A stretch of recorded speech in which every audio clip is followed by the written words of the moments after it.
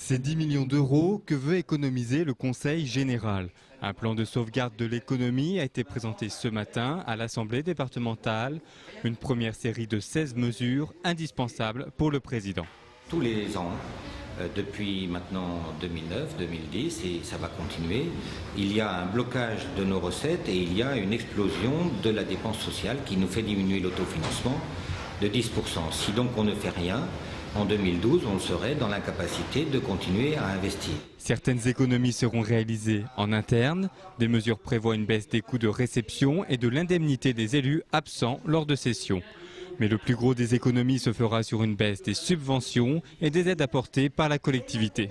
Nous donnions tous les ans au syndicat d'électrification 1 600 000 € pour aider au développement de l'électricité, ce qui fait qu'aujourd'hui nous sommes un des départements les mieux équipés. Eh bien, nous allons diminuer de 1 million cette dotation. Donc vous voyez, déjà 10% du plan sont déjà trouvés sur une seule mesure.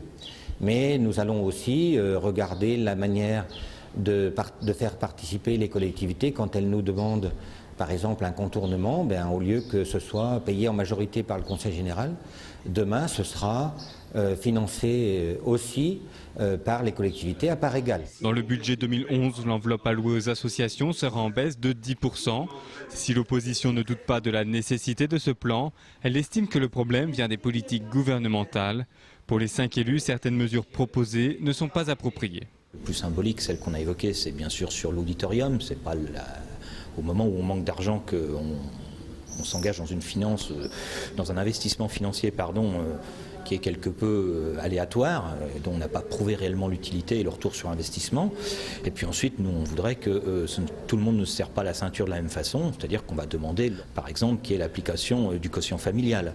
Il n'y a pas de raison que ceux qui supportent déjà beaucoup la rigueur soient encore ceux qui payent plus. Mais pour Philippe Adneau, l'investissement est nécessaire. Ce sont les dépenses annuelles qu'il faut maîtriser. Ce ne sont pas les dépenses d'investissement. À l'intérieur des dépenses d'investissement, ce qu'il faut maîtriser, c'est le volume de l'investissement. Nous allons réduire notre régime d'investissement. Et à l'intérieur de ces investissements-là, nous aurons à choisir.